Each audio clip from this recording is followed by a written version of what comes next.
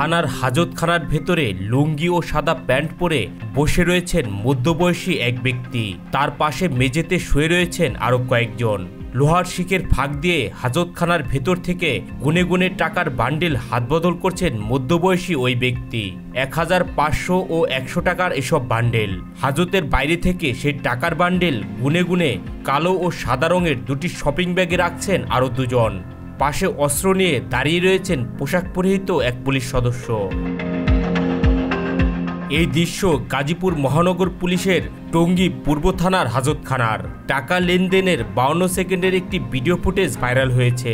সেই ভিডিওর বিষয়ে খোঁজ নিয়ে জানা যায়, হাজতখানার ভেতর থেকে টাকা গুনে দিচ্ছেন মোস্তাক মোশাররফ টুটল, আর পুলিশের উপস্থিতিতে হাজতের কাছ থেকে টাকা নিচ্ছেন মোহাম্মদ মহিউদ্দিন ও আরিফুর রহমান খান। কিভাবে থানা হাজতের ভেতরে হাজতির কাছে লাখ লাখ টাকা পৌঁছলো সেই প্রশ্ন উঠেছে। জানা যায়, থানার হাজতখানা থেকে টাকা লেনদেনের ভিডিওটি গত 27 অক্টোবরের। পুলিশের পাশে দাঁড়িয়ে থাকা ব্যক্তি টুটলের ব্যবসায়িক অংশীদার মহিউদ্দিন। টুটল যুক্তরাষ্ট্র ও বাংলাদেশের দ্বৈত নাগরিক, আর আরিফ হলেন মহিউদ্দিনের সহযোগী। টুটল ও মহিউদ্দিন যৌথভাবে ঠিকাদারি ব্যবসা করেন। টাকা লেনদেনের বিষয়ে তাদের মধ্যে দ্বন্দ্ব রয়েছে। দুজনের বাড়ি গাজীপুরে। চাঁদাবাজির অভিযোগে গত 27 অক্টোবর একটি বাহিনী তাকে আটক করে টঙ্গী পূর্ব থানা পুলিশের কাছে হস্তান্তর করে।